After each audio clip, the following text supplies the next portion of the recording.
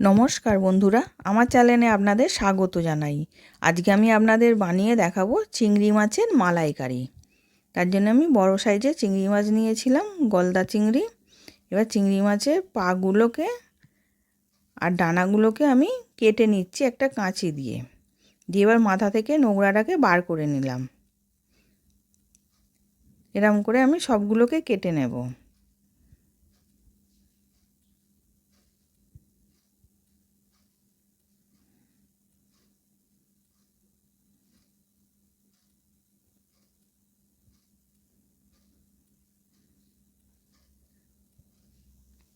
এবার মাছগুলোকে ভালো করে পরিষ্কার করে নিয়েছি, ভালো করে ধুয়েও নিয়েছি। এবার আমি ওর মধ্যে নুন হলুদ মাখিয়ে নিচ্ছি।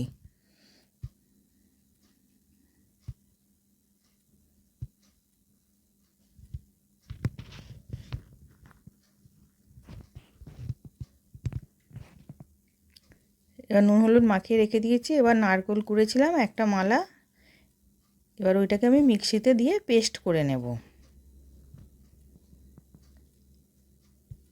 এবার পেস্ট করা হয়ে গেছে। এবার নারকেলের দুধটাকে আমি বার করে নিচ্ছি।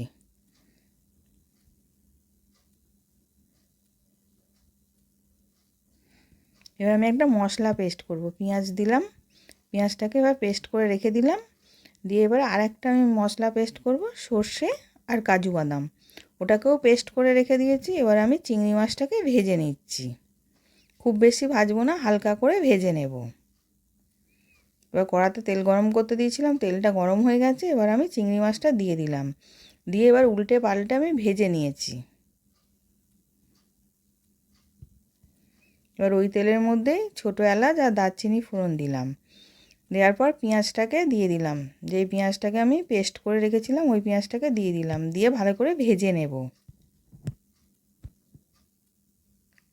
এবার পেঁয়াজটা ভাজা হয়ে গেছে, ওর মধ্যে আদা পেস্ট আর রসুন পেস্ট 1 চামচ করে দিয়ে দিলাম, আর কাঁচা লঙ্কা পেস্ট দিলাম। দিয়ে ওটাকে ভালো করে কষিয়ে নেব, কাঁচা গন্ধটা যাতে চলে যায়।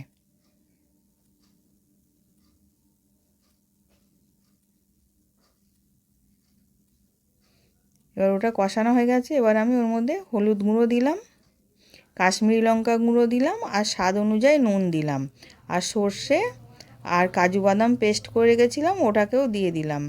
দিয়ে সব ভালো করে কষিয়ে নেব তেল ছাড়া পর্যন্ত।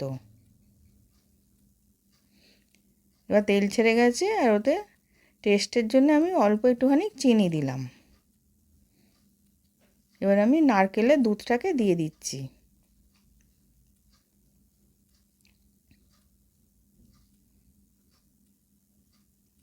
এবার ভালো করে ফুটে গেলে আমি মাছগুলোকে দিয়ে দেব।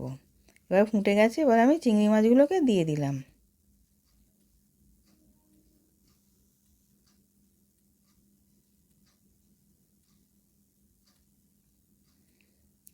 এবার ভালো মতন ফুটে গেছে। এবার নামাবার আগে গরম মশলা দিলাম আর 1 চামচ ঘি দিলাম, দিয়ে ভালো করে মিশিয়ে এবার নামিয়ে নেব।